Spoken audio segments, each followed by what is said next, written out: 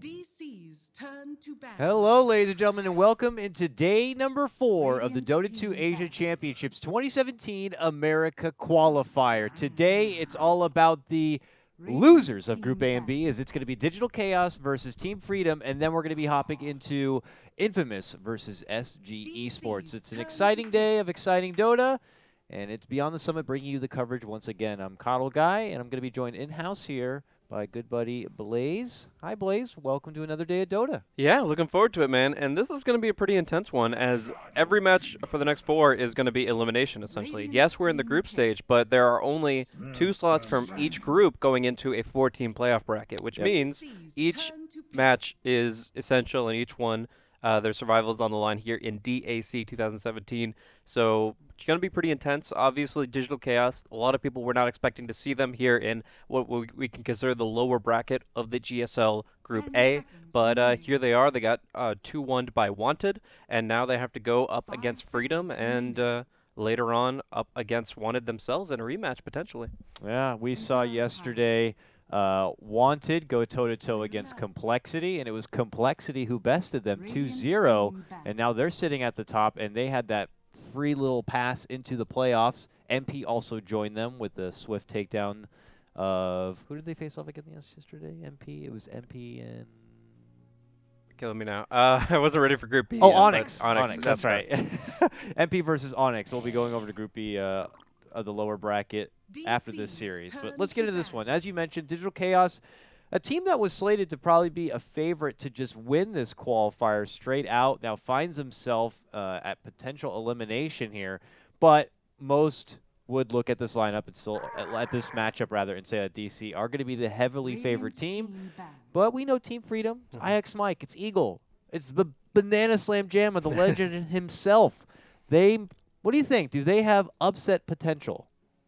They certainly do, but at the same time, this is DC. This was probably one of the hardest teams that they can be going up against at this stage here. And Freedom don't look terribly strong at the moment in NA Dota as a whole. If you look at their record over the past couple weeks, it's actually 4-15 over their last 19 games. So, and they haven't even been facing teams like Wanted. They've only had one match against Onyx. So a lot of these newcomers that are really upping the competition and upping the game of NA Dota is just going to make it harder and harder. So Team Freedom, if they're going to be making a name for themselves throughout the NA scene and remaining in, let's say, the top 4 of the region, they have to be able to take games off of teams like Digital Chaos. So let's see if they've got what it takes. They certainly get the draft that they're looking for.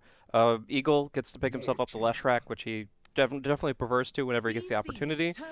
Yeah, there's the Abaddon band out against Mike. That's kind of a, not necessarily respect, but hey, Mike, let's see something else from you. Let's get you out of your comfort zone. A lot of hate towards Mike outside the Abaddon too. They go right for the Darkseer, then even the Underlord. So Mike's gonna have to start reaching for other options here, and they settle on the Centaur, which is a good pick. Mike's a pretty simple guy. If he can just pick a single hero and just keep playing it, then he will. So they're throwing him a curveball. They're saying, okay, well, you're not playing your Abaddon, your Darkseer. And he's like, okay, well, Centaur's fine by me too.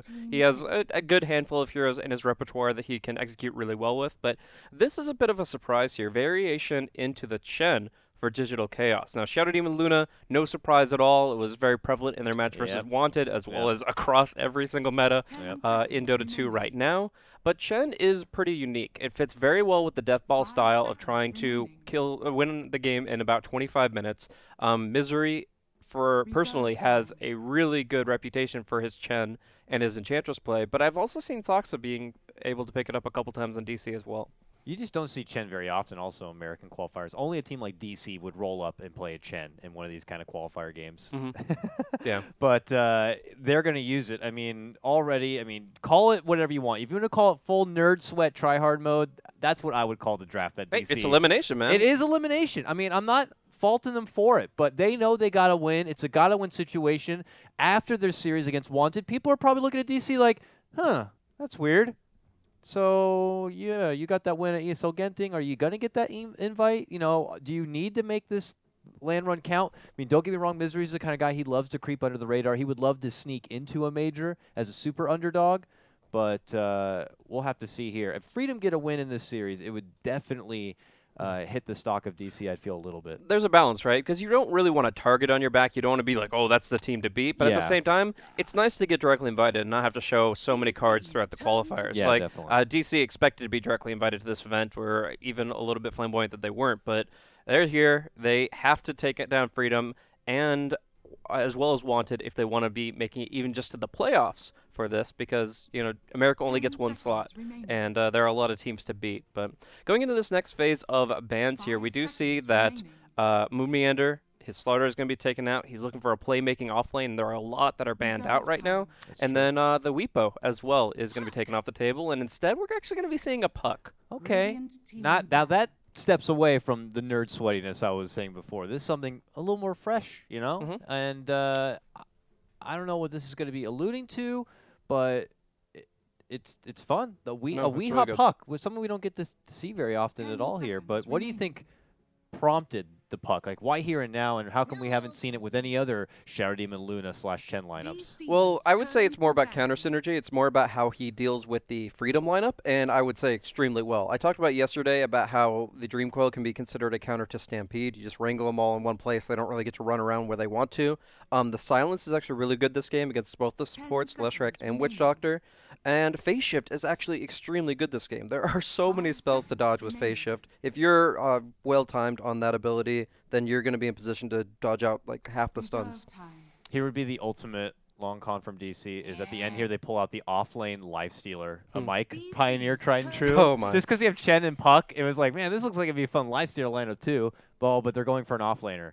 I doubt they would do it. I don't know. Misery's a crafty kind of a guy, but we'll have to look possibly elsewhere here to see what they want to farm with on the offlane. It's also possible Moon actually takes the Puck to the offlane, and then we could see still a playmaker for Wii in the mid. I don't prefer offlane Puck, but it definitely can still work. You might go Boots first, or might get the Chen early involved, but there's a lot of ways that you can still make that lineup work.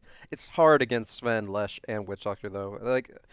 Like I said, Phase Shift is really good, but it's not that good where you can dodge out 3 different stuns in an offlane situation. So I'd prefer something else for Moon Meander here. Probably a Strength Core, like the Timber Saw that was banned out.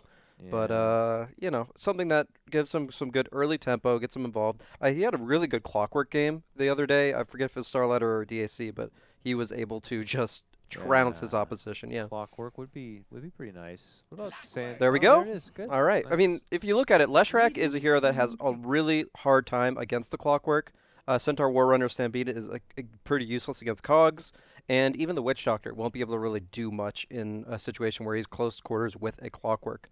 That being said, it's going to be very key that Moon gets some good Cog blocks. He pulls back the lane, because unless they get a really good ward down, there's going to be a lot of pulling from Leshrac Witch Doctor, and you cannot go past the tree line against those 3. We go back to Freedom now for their final pickup here, and what looks like their mid laner to match up toe-to-toe against the Puck. We could see Fistful of Tango's Queen of Pain maybe possibly come out here. Other tried and true classic, we have Shadow Fiend still available. Odie's in the pool. Someone probably going to have to be able to hold their own at what could be potential early harassment from Chen. Maybe a mid lane Mirana if you want to have the free way to kill the Chen and be avoidable. Okay. No, they're going to go with the Tinker here. So the Timado Tinker. Yeah. Definitely can work. I mean, obviously, the big deal here is getting his March Machines out aplenty. Puck has some jump potential against Tinker, Clockwork as well, so it's kind of scary for him to just be playing in the tree line. They get any vision on him, and he's probably going to get killed off. I mean, you got even the Lucent Beam as a long-range stun if you need it. So there's a lot of ways that they can control the Freedom Clockwork, but it is also something that not only Tomato is comfortable with, but I think Freedom as a whole is really good at playing around. They actually used to play Tinker a lot with they've had an assortment of players go through their rosters, and they used to do like the Tinker Kunkka strats. They used to do all these high variance things where they played and built their lineup around making sure that this Tinker came online in a big way. I want to say Flea was on that team. Yeah, at the time. He played Tinker for them during their Tinker run. Yeah, most definitely. Yeah, you're right. It is something definitely Freedom have played with before. This isn't going to be something new and fresh for them. The game, though, is feeling very fresh here as we get underway. It's our very first game, very first match of day number 4 of American Qualifier action here for the DAC. We have the lower bracket matchup, if you will, between Group A Freedom, and obviously taken down in a tough matchup against Complexity, who eventually went on to also 2-0 Wanted and find themselves securing into the playoffs, while DC ran into Wanted in that first round and were taken down after a 3-game stretch. Obviously, the loser of this series will pretty much be out of contention for DAC. DC heavy favorites. We'll see what Freedom can do to maybe pull out an upset. They smoke and they run in. Good luck, have fun, as they already have an idea that Resolution is just on the other side of these trees. They go for the stun, but it's not going to find its mark. Resolution shakes that one off and quickly realizes what's happening. Very nice nook to hide in there that keeps them safe and sound. The Shadow Demon was almost close enough. The disruption might be able to disrupt that anyways, but nice. A little bit of enjoyable back and forth. Just for a quick stats tip here, just looked back at Misery's Chen picks, and he's actually only picked it twice since TI. Once in the Star Ladder, once in Captain's Draft, and now featuring it here. And I gotta say, he was once considered to be among like the top 5 Chens in the world easily. His micromanagement skills are absolutely insane, and while you could consider it maybe a little out of practice, I think they have a great lineup to set it up. I mean, you can roam so well with early smokes with the help of like a Shadow Demon. I actually consider Shadow Demon one of the best heroes to set up a Chen in early ganks. You disrupt, and no matter what Chen creep you have, you're going to be able to land your ability, whether it's a Hellbear Clap, Centaur Hoof Stomp, so on and so forth. So I think that's going to be pretty key, is how many ganks he's able to get off in that off lane, as well as potentially some rotations on Tinker in the mid. Yeah, it's looking pretty comfortable here for DC. It's not just any Shadow Demon, also to help it up, it's a Saxa Shadow Demon. It's his top pickup, I believe, this patch, and something he's definitely seen huge success with.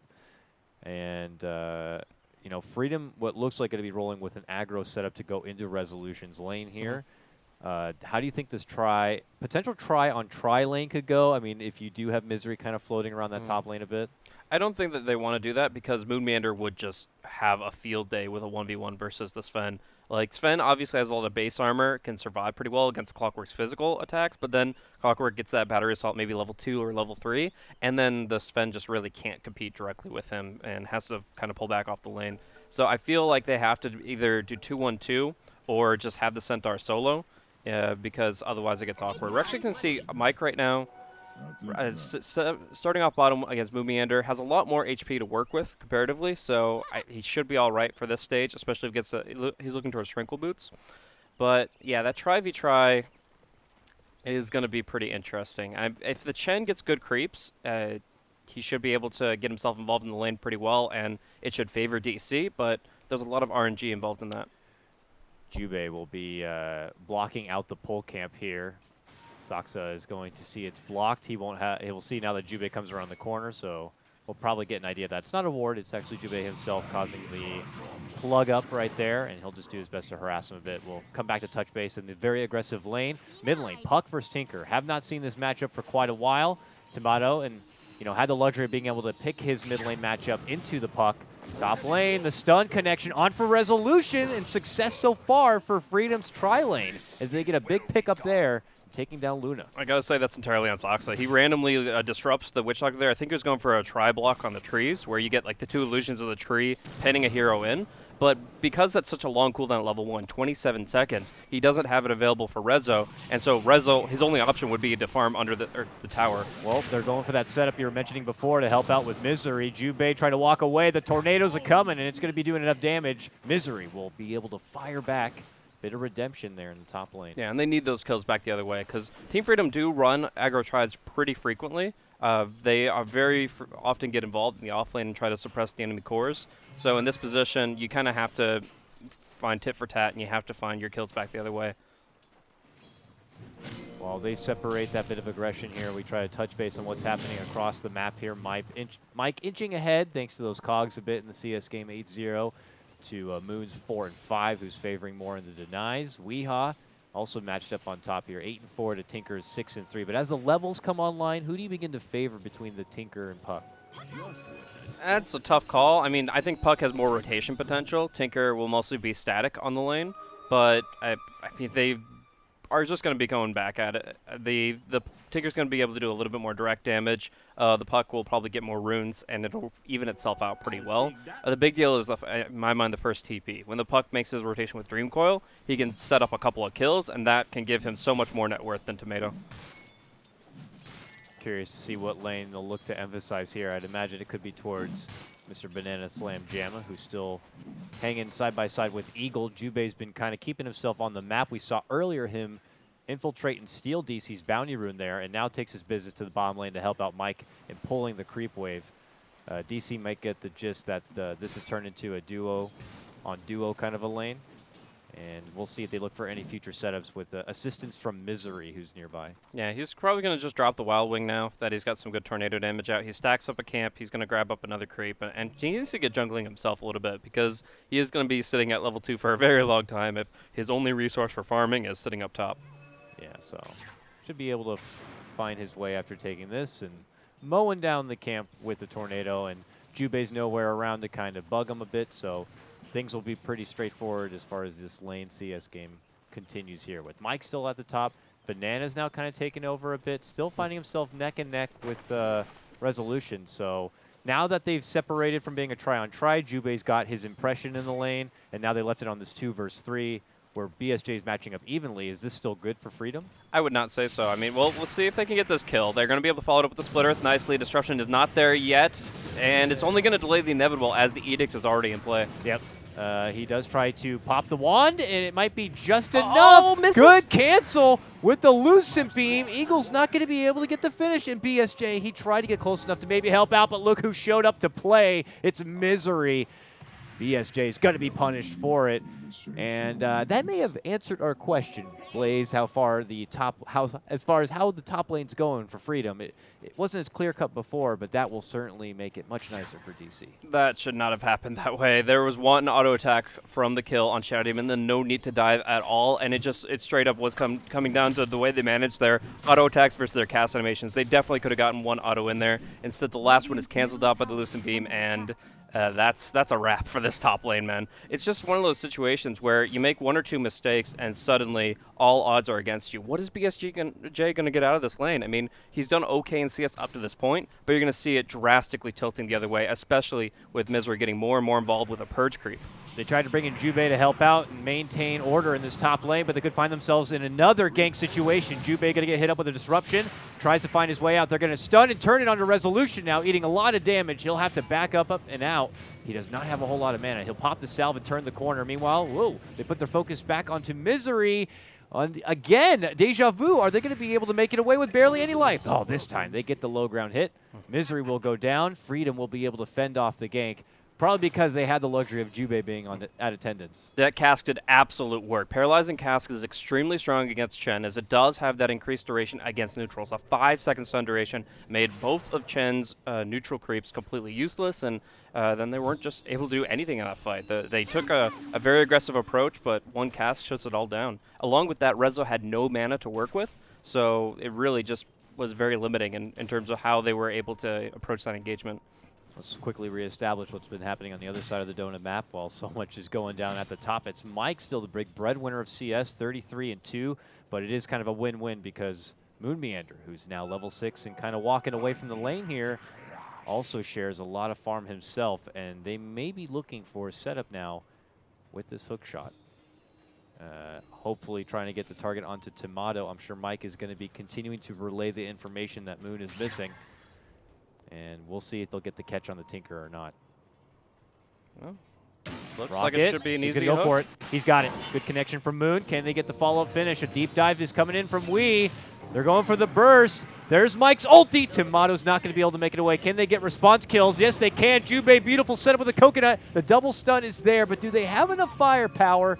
They're going to make the decision to move in for Weehaw. They will get that kill. It will be a mid laner apiece. Yeah, I'm actually surprised that we took so long to pop the invis. I guess he forgot about the edict factor, but yeah, he definitely could have just popped that as soon as he comes out of the stun and probably survived since they did not have detection on them. But all in all, 4-3 is your kill score here. Both mids going down with a Puck getting a bit of an advantage over the Tinker directly because he was the one to see the kill happen.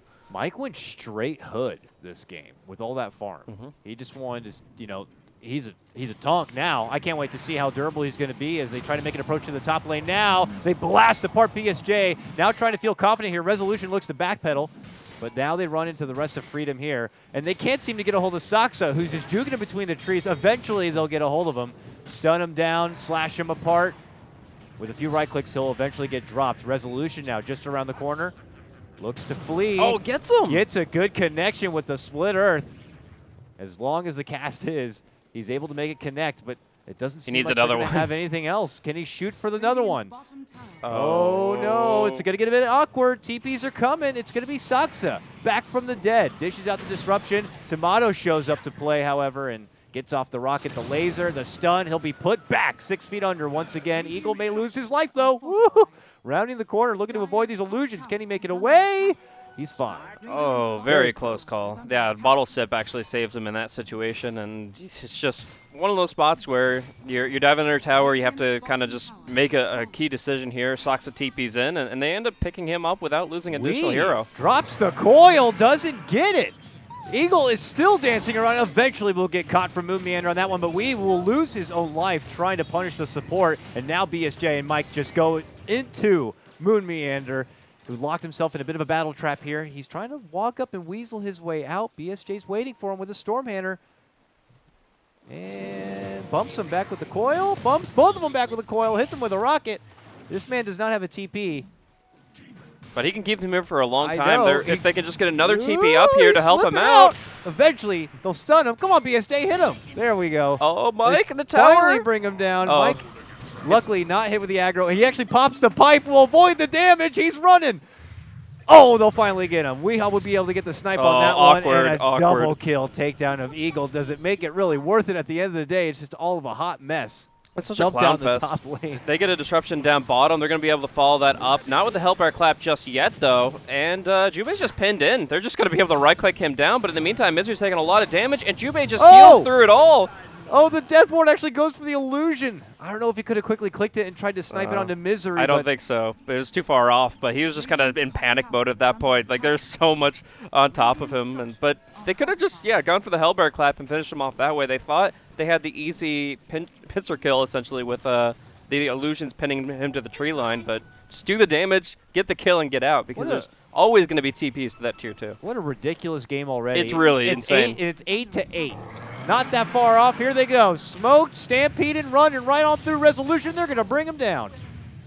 Oh, Saksa doesn't even want to get close, but somehow a coconut will fly out there. Meanwhile, flying around, Moon Meander goes for the hookshot mid lane. Will not find it onto Tomato. Looks like Tinker will avoid the trouble here. He is working his way towards getting those ruby red shoes. Needs about 800 more gold. And you can just feel the anticipation for it, and DC would love to be able to kind of bring him back down another peg. Man, this is just a full clown fest at this point. Like, both teams are in a position where they just don't want to back down from fights, where they just want to keep fighting and want to keep initiating. They see an opportunity, they go for it, and it's cost quite a bit. Like, a lot of these exchanges are unfavorable for the initiators, and you have to wonder if any of these moves really are what they should be seeking after, or maybe they should just play it a little bit safer and farm. But you see, Moon Meander does not have that in mind right now. Uh-oh. Moon Meander is just like was trying to chase down Jubei. He's like, I just can't let the support walk away from me. But, you know, he ends up going through the shrine, and they just TP in. But look at that. Eagle ends up losing his own life, making the move in for Moon Meander. They'll eventually be able to bring him down. Weehaw will step away from any further trouble, but the clowning is kind of still there. Yeah, I mean, that's the life of a Leshrac, man. When you have a Clockwork on top of you, you don't have a Force, there's almost nothing you can do. He puts out some decent damage with the Pulse Nova, and they trade it favorably, but Moon still gets kind of what he was looking for there. DC seemed to ultimately be able to take down this top tier 1. Oh, going for Tomato 2. I'm not sure what he was doing there. He already dropped his March, so there's really not much more for him, but at least they have the Stampede to fall back on. They just need one TP to really try to get a counter kill, as Saksa drops a ward and is kind of hanging out here in the trees. Looking to burst down Misery's creeps. They'll grab one and look to fend off DC from further advancing through this top lane. DC are going to pick up and go bottom, where they find Mike and blast him down. A coil going to be committed for that one. Mike's taken down. Yeah, Nice. and we're going to see Moon stocking up the mid lane here. He's got the hookshot and the blade mail available, so if he catches BSG with a +1, he should be able to secure kill. But he walks. Jubei actually almost blocks it, but fails to do so. Moon still makes it in, and he doesn't find himself going toe-to-toe with BSA. He was face first with a Centaur, couldn't move at all, and eventually will go down. Meanwhile, Eagle also going to get dropped there, as Saksa will catch him hiding behind the trees. Freedom can't really follow it up with an objective, though, and we'll have to pull off, it would appear. But as you can see there, it looks like Tinker does have his boots of travel now, so expect more kill participation coming out from him and the farm to continue to go up. And so much behind enemy lines play going on. Misery trying to go for big flanks. Eagle running past the enemy tier 1 here. It's just so many awkward exchanges. But at the end of the day, we're seeing progression for Tinker. He's got his mobility. He can start pushing out across the map. But even more so, where the key thing is the tower is being taken down by Resolution. Dominator play between Sven and Luna. It looks like BSG gets the better of that for now. But yeah, the biggest deal is these towers falling at this stage in the game, because the more map control you have, the more opportunities you have to pick off the Tinker. He has to go further and further from a safe position to push out the waves, and that's when the hookshot really shines. Now a collective from DC towards this mid lane here will smoke up after pushing it out and look to possibly round the corner here. They could rendezvous with Moon Meander and Resolution nearby, who does have that Eclipse at the ready. Oh, a scan will be dished out from Freedom, which was in a good spot previously, but will miss the mark this time. All right, so they have eyes on Rezo, but not the heroes in the flank. We'll see if Moon Meander gets a good hook shot to set the fight up. Weeha's close. So Saksa here. ESJ thinks he's safe hiding behind that tree. They look to creep on forward, where Resolution's just kind of tantalizing them a bit. Obviously, they'll see now that Sox is nearby, but no one looking to pull the trigger here. DC may ultimately decide to back out. Yeah, but mid's a good opportunity. If they can just catch eyes on Tomato, that's much better. They don't want to fight into March and into Stampede and all this, but if they can find an opportunity where they can just get a good coil or a good cogs out before the Stampede comes through, and just find targets when they're isolated, that's their key to their game at this point. Yeah, DC hopping between both mid and bottom lane. Bottom lane, they're going to look to make the pounce with the Purge. And Resolution's right clicks, they will shred right through Mike. He has to dish out the Stampede to try to make it away. Only Eagle seems to be able to make it out alive. Nice big takedown. That's back-to-back takedowns on the Centaur. And that is him trying to build towards that Blink Dagger that he had passed on previously. Back at mid lane, hook shot in for Jubei. Moon will be able to lock him down. He pops his Blade Mail. Jubei can't do really anything about it, has to face the wall and just take it at this point. We to the high ground will avoid further trouble. DC now really kind of opening the game back up in their favor. We'll take another tower, and the net worth really beginning to slip away in their favor.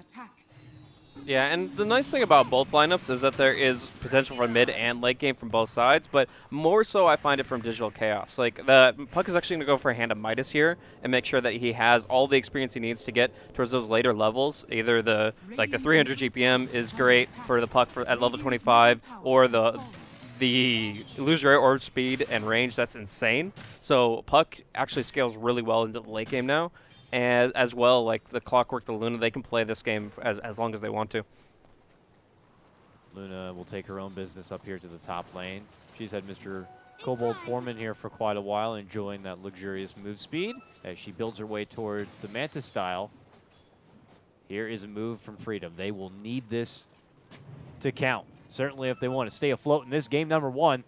Here we go. Jubei, smokes popped, Wee's gone. Moon could be nearby and possibly caught out. He actually runs back a bit, and that will allow them to catch the stun. They're even going to commit the Death Ward, which Moon will cancel with the hook shot there. Actually might get out. And it looks like he could be able to slip away. Those are some nice cogs to block him through the other side. Eventually, Saksa will be able to slip in. They get the one finish on the Jubei. Moon trying to survive, gets hit with the urn, cancels it out with his own urn. Will not survive. Ultimately, will get sniped, but it's costing Freedom a whole lot here. And we could see a possible re-engagement from DC. That was the cheekiest thing I've ever seen from Weeha. Misery and Rezo are not done yet. They're trying to get the damage on BSJ, but they're 2 versus 4 right now. Oh, big stun setup from Mike right there. Turns it right back on their head. He's going to get the one takedown, and they're looking for Resolution. Can they get it? They hit him with the urn. A right click should do it. There's the rocket coming in. Okay, then. Yeah, I'm not sure why they continued that fight after having lost what they did. Yeah, they can nuke down the Sven in that situation, but they put themselves in such an awkward position, and it allows Tomato to just keep on spamming spells, and this is a very bad trade for Digital Chaos. At this point, they were very far ahead. They have such a tower advantage, such a map advantage, and taking a trade like this actually resets things a little bit for Freedom. That being said, I mean, Digital Chaos, they're in such aggressive stance. I mean, Weehaw, he's been very hot and cold this game, but that last blink where he blinked onto a rune, bottles it in front of 4 heroes, and then jaunts out, like, I don't even know what kind of a play that is, but it's cheeky if nothing else. It will be pretty much cutting the lead or advantage that DC had put themselves in half at this point. I mean, asking for Freedom to really make it count with that smoke, and doesn't get them right back even, but it gets them that much closer here. And we're starting to see Tinker really hit a new power peak at this point. Aether Lens is going to be built soon enough, then could decide to build into the Agnums, and could eventually be a bit frustrating for someone like Resolution until he gets that, you know, BKB online. He will have the Manta for now to be able to kind of split off any sort of blind, but as the Tinker does get more evolved, it could prove to be a bit more troublesome. So at this point, Rezo going to be building up towards Manta.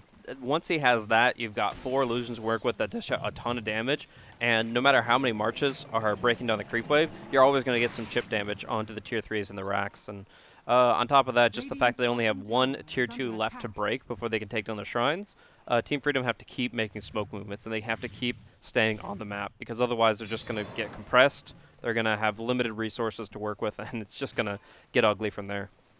And making sure that when they do find these brief flashes of success, if they are to roll around again, that they can really capitalize on the map with it.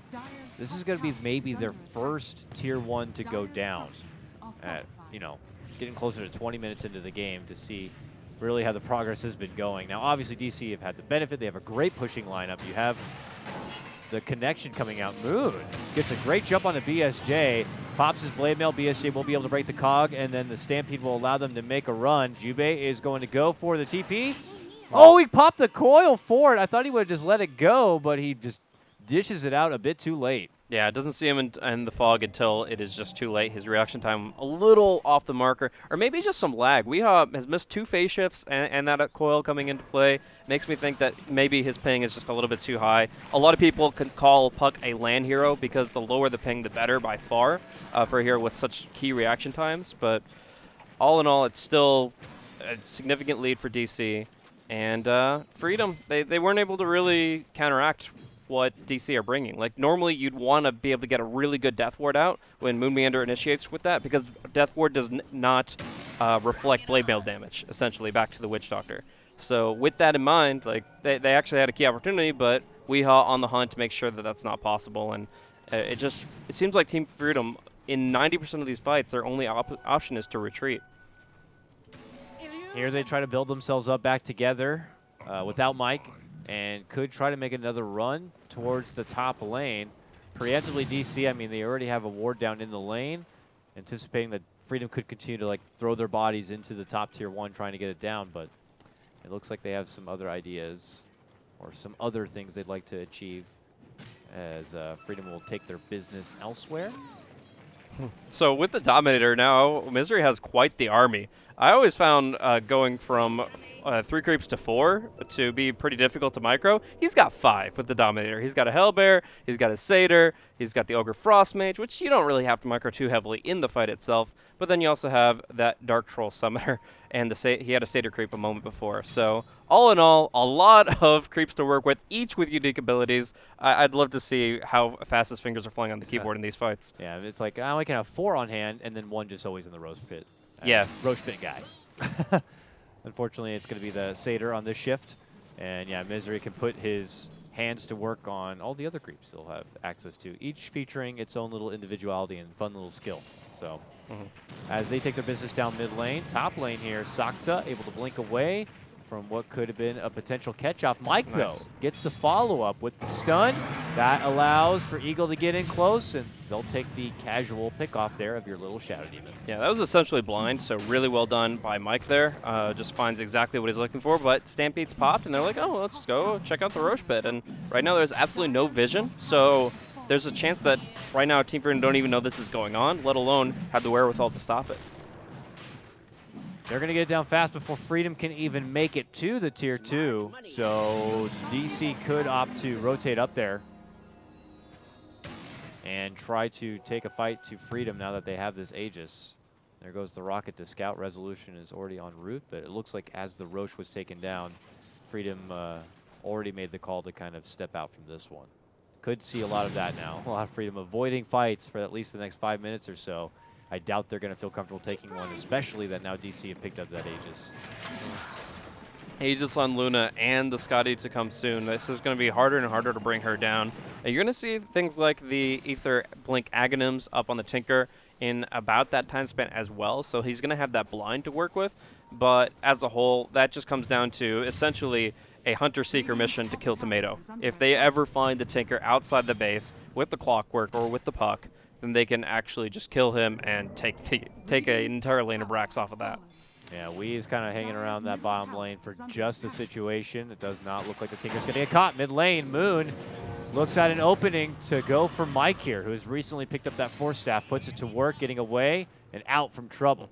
Pop of the Pipe will help mitigate that damage so he can still blink away, and he'll be fine. The Casual Hood is such a strong item. We obviously see it a lot on Timbersaw, but don't get to see it a lot on other heroes like this Centaur, where you could just always hit the hood and then go double edge, and you're going to be able to absorb all that damage. It's actually a really cost-effective item because it's not even 2k gold. Tomato up top, though, they pop the Eclipse just to try to finish this one off. If they get one more loosened, they get the kill, but Tomato quickly rearm double blinks and is able to TP away. Looks like he'll be good. He's out from that one. Simultaneous action at that same moment, too. Moon Meander was almost in a bit of a jam, chasing out Eagle there. Luckily, conveniently avoided the stomp from Mike, and he also was able to slip out from what could have been a bit of a sticky situation. So both sides thankful on that one. As the pressure just continues, you can see it on the map. DC have just kind of began to swallow up the majority of it, and the onus continues to be on Freedom to kind of do something to break the momentum of DC. Otherwise, they're just going to get starved out from farm. Weehaw going to be going for a Dagon 5 here. If he sees the BKB coming out from the Sven, I argue that he'll probably swap over to Aghanims in favor, instead of going for additional recipes. But right now he's got Midas, he's got 40 damage, and he's going to be able to build up that Dagon really quickly. So they just want a little bit extra oomph here, especially against the squishier supports like this Witch Doctor. You kill Witch Doctor at the beginning of the fight with just a couple spells and the Dagon, and you're at such a dramatic advantage because you no longer have to fear that Death Ward. How do you feel about Freedom's high ground defense here? I mean, you got marches to kind of make sure the waves are constantly pushed back and create a hectic battlefield to fight on, if you will. Death Ward could be a bit deceptive. You know, jump-ins coming out from BSJ and Mike. Would you be confident that Freedom might be able to get a few net worth-worthy holds? I mean, it's definitely possible if DC do approach the high ground foolishly, but I feel that they've played against the Tinker enough times that they know what they're looking for. They're not going to try to breach the high ground unless they're either sieging with illusions and just poking at it, or they have a pipe, or they've got a pick-off, and that would be presumably Tomato that they kill off there. So if one of those three conditions are met, then they're fine to go, and they're going to go on bottom. Yeah, jumper BSJ. Weehaw makes the call, moves in, gets off the coil, and he's going to be taken out. Does have a buyback if DC want to continue their advancement here. Nice disruption from Soxa. Yeah, Mike moves in with the stun, but Resolution will be saved from Soxa there. And now DC begin their move. The Hand of God comes out from Misery, and the call has been made. Fortification will be there. No BSJ yet, going to be bought out. Commitment in from Weehaw. And now they look to Mike. They'll purge him up. He's getting hit pretty hard, but the pipe is certainly helping him out. Misery and company, they're eating a lot of damage. The March of Machines continues to go to work here. And DC will have to shake it off and walk away here. They get a lot of damage on this tier 3, but just not enough to get the finish. Yeah, but they still have the Aegis to work with, and they still are able to just walk away with that pretty happily. I mean, that's still the hardest thing, is breaking the first tier 3 against a Tinker. So being able to make that big of a step in the right direction is huge for them. A couple of factors going to that fight. First, Soxa freshly picking up a Blink Dagger, able to immediately blink in for that disruption. Otherwise, that would have been Rezo taking a lot of damage and then probably using up the Aegis immediately. Beyond that, we did have the Aghanim Scepter Chen picking up a Ancient Granite Golem, so they all had more health to soak up the Martial Machines. They could stay a little bit longer there, and they were pretty happy with the damage they put in. But now Aegis is expiring. Rezo will be able to use all 6 item slots again, but without that second life available. Has that Scotty underway here, but still holding a chunk of change for it. It looks like DC are not going to slow play this one too much at the moment here while they have a Wolf and a DD. They're going to quickly try to make some Luna illusions and continue their assault here on the bottom. Could creep in to go for the easy finish through some sieging of illusions to try to get that tier 3 done. ESJ and Jubi already on the scene here. Will do their best to try to hold this tower as long as possible. So they're kind of still hanging around here. Just with the illusions, they can just try to finish off the tier 3 here. Means that Freedom have to cast a lot of spells just to call off the illusions. And he's splitting them so they don't get AoE down. There are 3 AoE stuns, and he's not going to have any of them connect on both illusions. So he's actually going to get some decent damage here. And it takes a lot of work for them to even just get the 1 illusion down between 3 or 4 of them. It's tough. That is Shadow Demon Luna. So yeah, here Freedom are just trying their best. Top lane, Mike has been the one going out on his own expeditions here on his Centaur. Has the TP to make it back, of course, but he wants to finish that Aghanim Scepter. He's getting close, but still needs a couple of 100 gold. Now they've got 4 illusions to work with here. Saksa doing some really good micro. Looks like they're going to dispel before they get to the high ground, but as a whole, yeah, this tower is pretty much guaranteed to fall in a very short time span. Beyond that, right now, they're looking really good. Digital Chaos have a full map to work with here. Misery can pretty much pull from either any of the 4 ancient camps, and that means he has his pick of the litter. I actually hope that he picks up this ancient Prowler Shaman before, just because I actually have never seen it in possession of a hero. So it's got a couple of unique abilities, a on-attack root, as well as what you can kind of call half of an ET aura. Like if you're able to stomp, you get 50% base armor reduction. So the obviously it doesn't work really well against a Warcry, but it's just a really cool ability to have. He runs through March of the Machines with that 100% like basic magic resistance. Oh yeah, well actually no, this guy's at 0%. Or 0%. Yeah. So he'll the opposite effect. He would get spammed pretty hard, and they'd be pretty fragile, but the utility that they bring would be ridiculous if he's able to kind of get him in there for sure. Yeah, he's preferred the Granite Golem so far, but I'm just curious how really viable that creep is. Just a constant siege continues out here. It's like the long war of Freedom versus DC as they battle it out over the high ground. Yeah. No rush really for Digital Chaos. Again, full map control. They've taken the shrines down, so at this point, they just wait for Rush to respawn and they go again. The tier 3 is already down, all race and chip damage on the range rack, so yeah, they're in a good spot. And he does actually, Weeha does not go through with what he had on the quick buy. He had 5 recipes of the Dagon on quick buy, and I'm like, man, are you really going to dump all that gold on this when Winspen's probably going to buy a BKB? Well, can he still play himself out of this? It's hard, but it's still possible. Good blink. Oh, doesn't. See, if you don't do anything but blinking the direction that you're facing at the time, then you're going to have to turn slightly. You'll be visible or vulnerable for a fraction of a second, and then you'll blink. In this case, he had to blink straight forward out of the phase shift and then try to go for an illusory or play from there, which it's tough. I mean, you're completely surrounded, and the hero is only so slippery. But end of the day, nice pickup against Wii, but the important thing I was mentioning is that he actually went for the Aghanim Scepter instead of going for more Dagons, which he has on quick buy, and I'm like, yeah, you know, it's a NA pub thing. You started with a Dagon, you just keep on going with it, but it's actually really cost ineffective for anybody but Tinker to rush Dagon 5, and the Aghanim Scepter just brings so much against the Sven and the Centaur here. Ooh, hook shot. It's actually to get himself over to resolution, and then they can cut off Mike here. He'll go down. He's going to be out for a minute. No buyback for your Centaur. DC could have found themselves an opening to really get some racks down now. We'll see if they decide to follow through with it. And yeah, just to add on to the note, speaking of Centaur and the Agnum's now pickup, you know, you don't want to stampede yourself out of an Agnum's coil either. Exactly. You could find yourself in a seriously long stun. And insanely long duration. I mean, by default, it's already a 6-second coil duration. It goes up to 8 with the Aghanim Scepter, and then you get a 4.5-second stun if you break that coil. So really limiting for the melee heroes on this team in particular, and it's just a really strong pickup this game as a whole. So I'm really glad that we went for it. Does not seem like at this moment, you know, they didn't have Wii really at attendance either. They're not going to take advantage of Mike being taken down.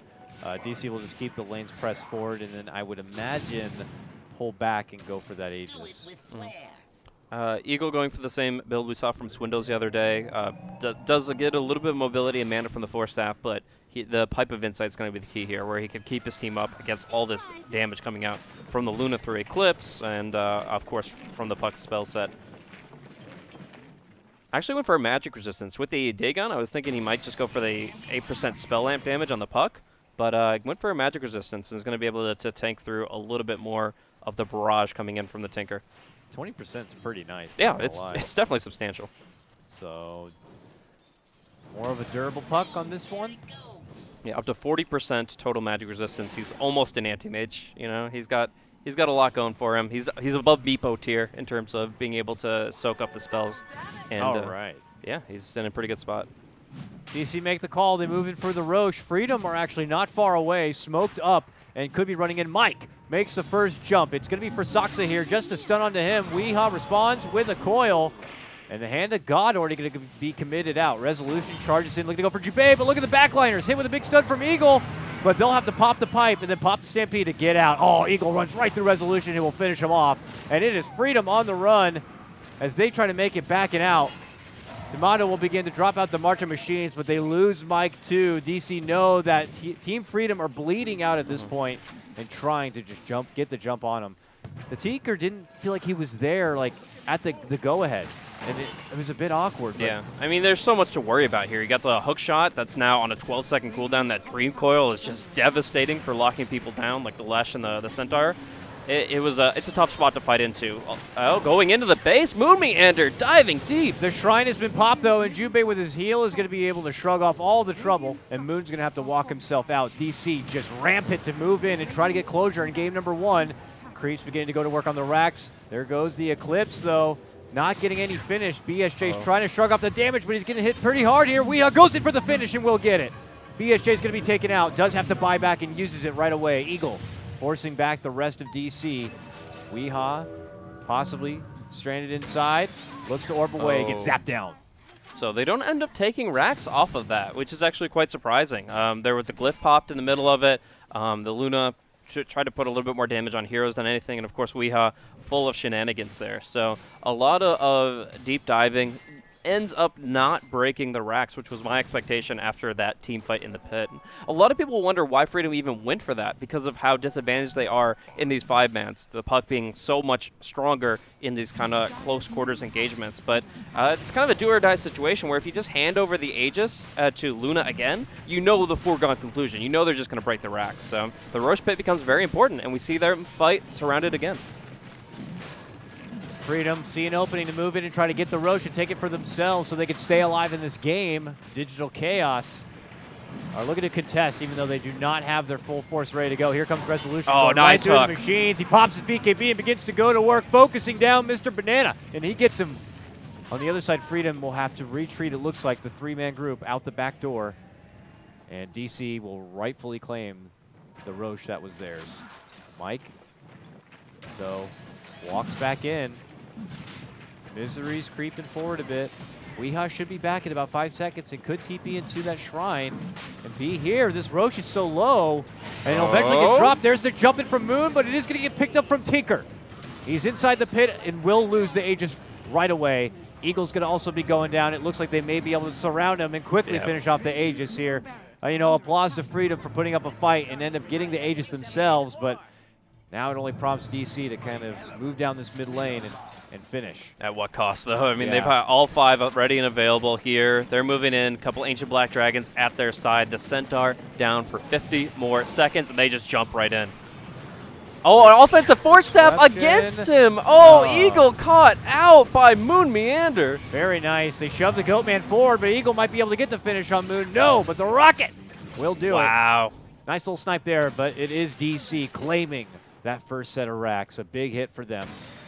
Yeah, I'm about to take out the last Tier 3 tower here. Puck jumping in, putting a lot of damage in, finishing off the Witch Doctor, and actually going to be able to get away from BSJ as well. So they don't end up breaking more than the mid lane, but that's still pretty much plenty for this current time scale. Again, both teams can go pretty late game, but as it stands right now, just the continuous siege, continuous pressure from Digital Chaos is unrelenting.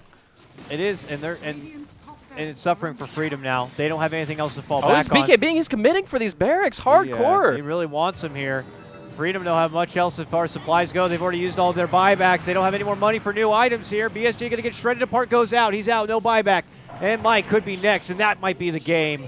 And it is. Bottom barracks. Yeah, Digital Chaos take game number 1. Yeah, I feel like Digital Chaos actually weren't taking the game as seriously in the first 10 to 15 minutes of the game. In some ways, I couldn't even understand what was happening in the game because Yeah. of just how clowny and how random some of their movements were. They were committing poorly, they were trading badly, and they were making decisions that you usually don't see from them. But in the last few fights, you got to see exactly what you expect from Digital Chaos, especially in that play there where Luna starts with a play on the racks, backs off, and then baits in for the Shadow Demon and the puck to come in. Like, that's just really good skirmish play, which is what DC is really well known for. So across the board, Digital Chaos, they drafted the classic, they do work with it, but I feel like they're starting to get their heads back in the game. Where at first they're like, oh, let's play with her for a little bit, maybe not giving Team Freedom the credit they were due. They realized that that wasn't going to work, and they started putting their game faces on. DC, bring it back here, and 37 minutes in, take game 1. Yeah, curious how Freedom will read that game. Obviously, we're not sure if they read it the same way you do, if they felt DC may have underestimated them at the start and kind of took it easy, or if Freedom see it as an opportunity that they may be able to give DC a run for their money, and we'll try to come back into game number 2 with a strong, confident draft and some successful lanes. So what we'll do now is we'll cut to a small break. When we return, we'll get into game number 2 of Team Freedom versus Digital Chaos. I'm Kyle Guy, that's Blaze, and we'll see you momentarily for more DAC American Qualifier action.